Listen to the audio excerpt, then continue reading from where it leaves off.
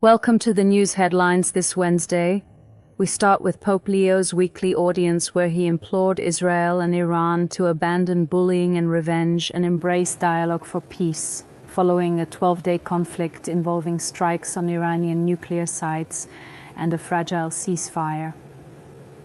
Speaking in St. Peter's Square, the Pope quoted scripture to say that a nation shall not raise the sword against another nation.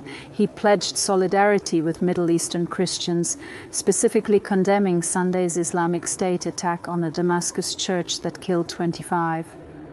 Leo stressed Syria's fragility and urged sustained international support for its reconciliation. A new report reveals global childhood vaccination efforts have stalled or reversed since 2010, leaving millions vulnerable to measles, polio and TB. Coverage dropped in 100 nations, including wealthy ones. Persistent inequalities, misinformation and hesitancy are blamed.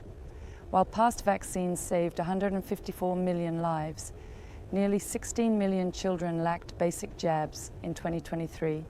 Concentrated in Africa, Asia, and 8 key countries. Researchers urge urgent, equitable action.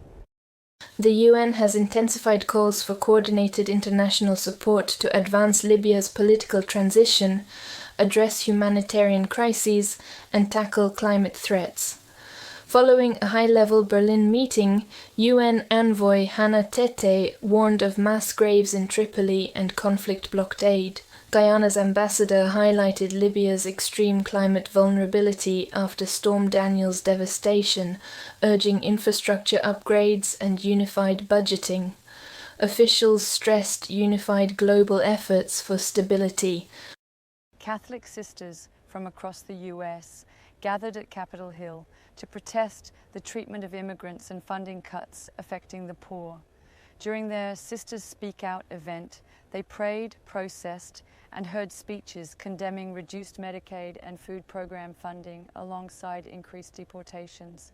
They called for a just economy supporting vulnerable immigrant communities.